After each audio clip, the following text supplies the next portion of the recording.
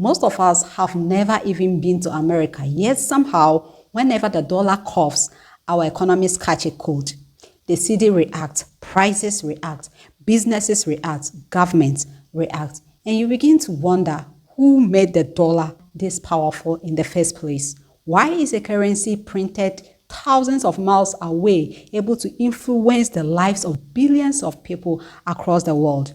Well, today we are going to unravel that story. We will talk about what existed before the dollar became king, how the dollar rose from being just another currency to becoming the world's financial superstar, why many countries are now trying to reduce their dependency on it, whether people are genuinely losing interest in the dollar or whether the claim is exaggerated. And perhaps most importantly, we will ask a fascinating question. Could the dollar one day lose its throne? And if it does, who is waiting in the wings to replace it? The answers are far more surprising than most people realize.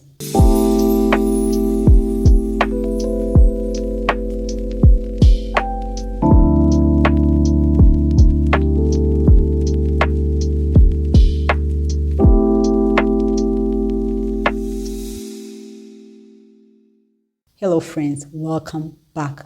This is a channel where we explore the ideas, policies, and decisions that shape our economy, our opportunities, and our future. My name is Mami Soma.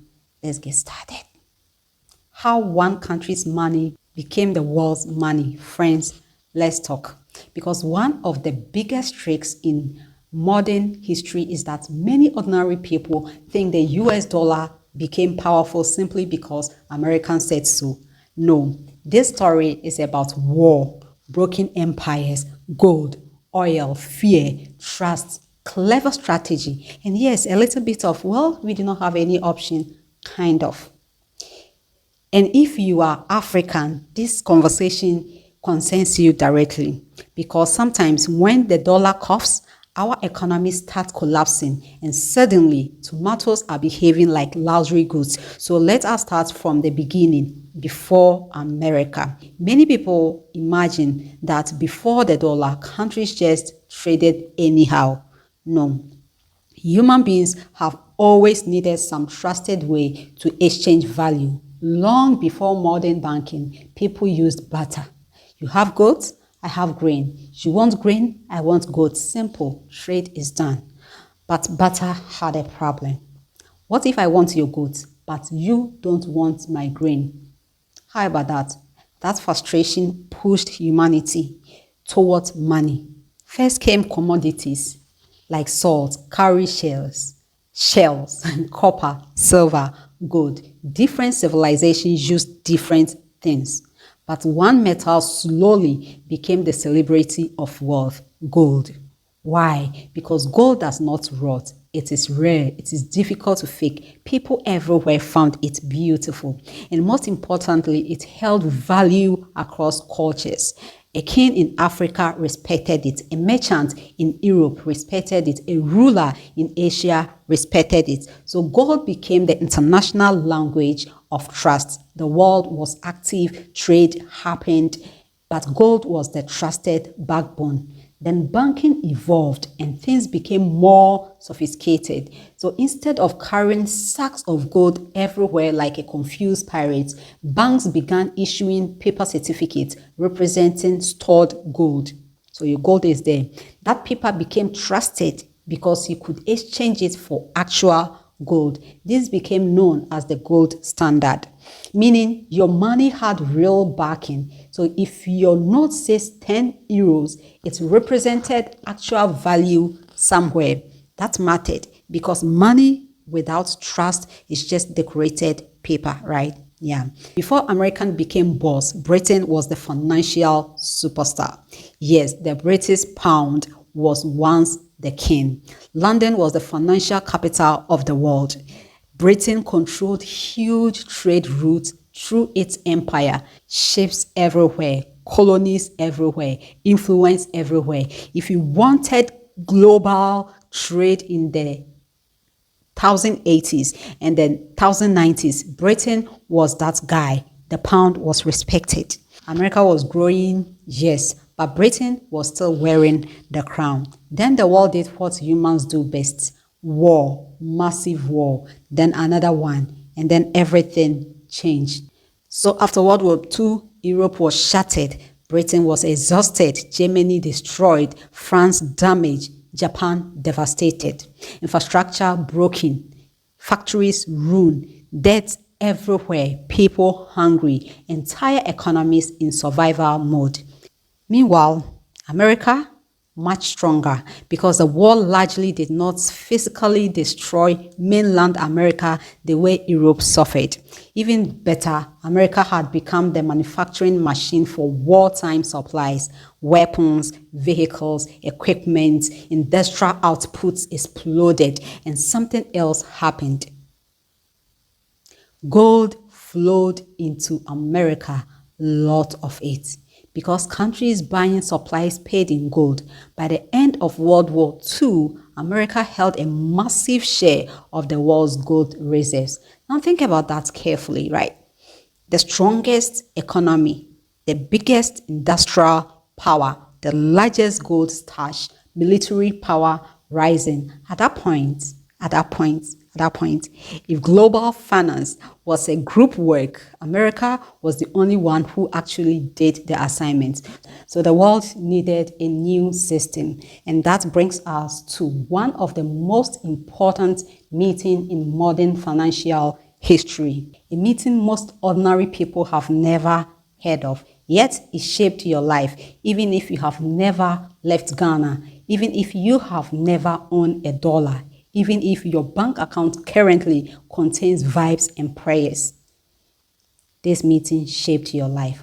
A place called Bretton Woods in New Hampshire, America, 44 countries gathered. This was not a casual conference with tea and biscuits. This was serious business. The world needed financial reset because the war had destroyed trust. Currencies were unstable. Trade was chaotic. Countries feared another economic disaster like the Great Depression, right? The big question was, how do we rebuild the world without financial madness? Now here is where many ordinary people misunderstand things.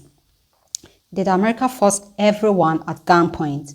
No, not exactly. Countries also wanted stability. Everyone needed a system, and America had the strongest hand. So the agreement went like this.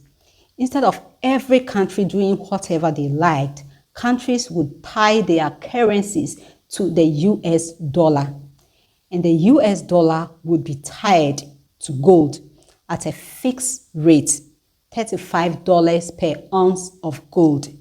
Meaning, if you held dollars, you trusted them because theoretically America would exchange those dollars for real gold. So in simple human language, the dollar became the middleman, not because it was magical, but because it was backed by gold and America looked trustworthy enough as at that time, right? This created order, predictability, stability. Business could now plan. Countries could trade, banks could operate with confidence, and two major institutions were born. Abi, you know that the IMF and the World Bank. These institutions were designed to help stabilize the global economy. At that moment, the idea made practical sense. A broken world needed structure. So why did countries agree? Simple, because the alternatives were worse. Britain was weakened. Europe was struggling. No one else had America's gold strength. Trust follows strength, you know. This is one of the oldest rules in history. People trust what appears stable. But here comes the twist. The promise did not last because power can be addictive, and maintaining promises becomes harder when spending becomes wild. How America broke the gold promise and somehow became even more powerful. So now the world has system, order, structure, predictability. Countries linked their currencies to the US dollar. The dollar linked to gold. Everybody breathed. Finally, financial peace at least. on paper, right? But let me ask you something. What happens when someone writes checks based on trust, then starts spending like a rich uncle at a wedding whose actual account balance nobody has checked? Exactly, trouble. That was America. The system looked strong until cracks started showing. The Bretton Woods arrangement worked for a while. Trade expanded.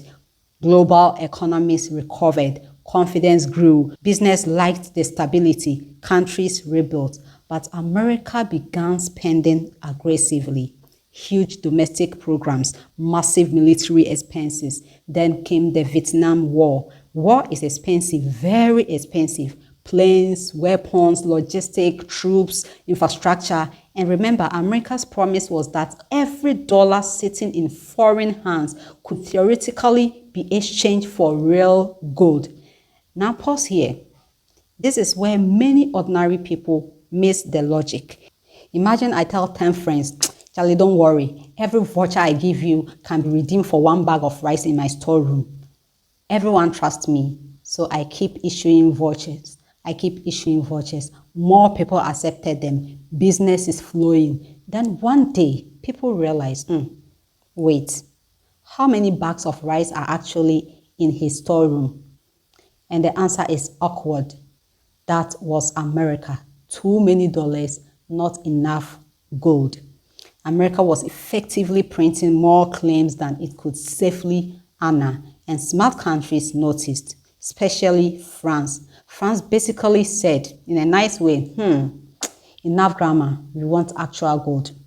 That is the polite diplomatic version. The real energy was like, show us the goods. And other countries started thinking similarly, because once trust shakes, panic spreads fast. If too many countries demanded gold at once, America would have a serious problem. Then came 1971, one of the most important financial moments in history. President Richard Nixon appeared and essentially said, "We are temporarily suspending the dollar's convertibility into gold." Temporary. That word is funny because that temporary suspension never returned. Gold convertibility was finished. Game changed forever. This became known as the Nixon shock. And many ordinary people would logically think, so the dollar should have collapsed immediately. Reasonable thoughts, but no. And this is where the story becomes fascinating. Why did the world not abandon the dollar immediately after this disappointment, this distrust, this honesty? Because global systems are like giant ships. You don't turn them with one finger. By 1971, the world was already deeply dependent on the dollar. Banks used it, trade contracts used it, international debt used it. Central banks held it. Financial markets revolved around it. Switching was not simple. Imagine if tomorrow someone said, from now on, WhatsApp no longer works. Everybody use an unknown app. People would complain. Some would resist. But most would ask, is everybody moving there too? Because network effects matter. Money works the same way. A currency becomes stronger when everybody already uses it, even if the original reason changes. So this is where trust became less about gold and more about infrastructure, habit, and power. But America still needed something huge, something that would keep global demand for dollars alive. Because without gold backing, why should countries keep loving the dollar? And then oil entered the charts. The petrodollar plot twist. Now let's make this painfully simple. The world needs oil, not wants, needs. Transport, factories, airlines, electricity, shipping, industry, military. Oil is blood in the veins of modern economies. So whoever influences oil transactions influences global finance. In the 1970s, America made strategic arrangements with key oil producers, especially Saudi Arabia. The broad understanding: oil would be priced and sold in US dollars. In exchange, security cooperation, military support, political relationships. Meaning, if Japan wants oil, get dollars. If Ghana wants oil, get dollars. If Brazil wants oil, get dollars. If India wants oil, get dollars. See the genius? America no longer needed gold to force dollar demand. The world's hunger for energy now created automatic demand. This is the famous petrodollar system. Let me simplify with a market woman example. Imagine all tomatoes in Makola market can only be bought using blue tokens. Even if you don't care about blue tokens, if you need tomatoes, you must first get blue tokens. Have I made it clear? Okay. Demand created. That was the dollar. This was brilliant geopolitical engineering, and it helped the dollar remain king. So let's go to one of the most important questions. Many Africans ask this: why can America print dollars and survive, but if our government behaves similarly, inflation starts dancing as Zonto? Good question. Because reserve currency privilege is real. When your currency is globally trusted, the world absorbs much of your money. Countries hold your currency. Banks transact in it. Debts are priced in it. Commodities are priced in it. Demand is external, not just local. So America can stretch far more than ordinary nations. Not infinitely, but far more. Now imagine my country, Ghana, printed trillions of cedis recklessly. Who outside urgently needs cedis? Exactly. Limited global demand. So excess money chases local goods. Prices explode. Currency weakens. Confidence falls. That is why the same action produces different outcome. Unfair? Maybe. Reality? Absolutely. This is what some economists call America exuberant privilege. Fancy phrase, simple meaning. The meaning is that the system gives America special advantages others do not enjoy. But systems built on trust eventually face questions, and trust is beginning to shake. Let me ask you a question. Do you think people are losing trust now in the dollar? Looking at all the Iran brouhaha. So why are people losing trust now? Several reasons. Number one, too much debt. America owes mind-boggling amounts. Numbers so huge, ordinary people emotionally disconnect, like trillions. Imagine a man who owns everybody in town but still hosts luxury parties. At some point, people ask questions. Number two, money printing fears, especially after major crisis. Number three, sanctions as a weapon. This changed everything psychologically. America increasingly used financial power geopolitically, freezing assets, blocking transactions and all that, like they did to Russia and all that, and then restricting access to dollar system, the SWIFT pressure. And other countries watch carefully because the lesson was clear. If we annoy Washington badly enough, can our money become inaccessible? That scared governments, especially strategic rivals. Now, before we get too excited about the end of the dollar, let's be clear. The dollar is still the world's dominant currency. Most international trade is still conducted in dollars. Most central banks still hold large amounts of dollars in their reserves, and many commodities such as oil are still priced in dollars. However, something interesting is happening. A growing number of countries are trying to reduce their dependency on the dollar, not necessarily because they hate the dollar, but because they do not want their economies to be vulnerable to Washington. Countries like China, Russia, India, Brazil, and others have been exploring ways to trade more in their own currencies. But does this mean the dollar is about to collapse? Probably not. History teaches us that reserve currencies do not disappear overnight. The Dutch guilder did not vanish in a day. The British pounds did not lose its influence in a year. These transitions often take decades. And that brings us to an important question. If the dollar were to lose some of its dominance, who would replace it? Well, at the moment, there is no obvious successor.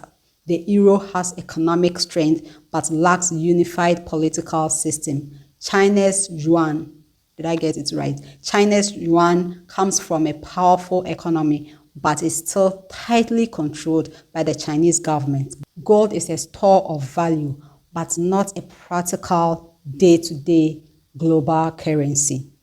What many experts increasingly see is not a future with one king like the dollar, but a future with several powerful currencies sharing influence. And where does Africa fit into all of this? This may be the most important question of all. If the world is entering a period of economic realignment, Africa should not spend all its time choosing between the dollar or the yuan. The bigger challenge is building productive economies that create value, because no currency becomes powerful by wishing. Strong currencies are usually backed by strong industries, strong exports, strong institutions, and people producing things the rest of the world want to buy. So perhaps Africa's task is not to predict who will win this fight. Perhaps Africa's task is to build economies strong enough that one day the world cannot ignore African currencies either. And perhaps that is the biggest lesson from this entire video. The story of the dollar was never really about a piece of paper.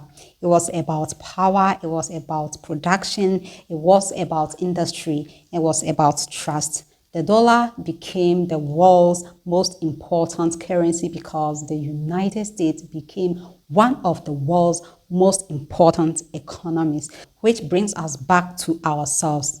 As Africans, what are we doing today to ensure that future generations of Africans inherit economies that are stronger, wealthier, and more resilient than the ones we inherited?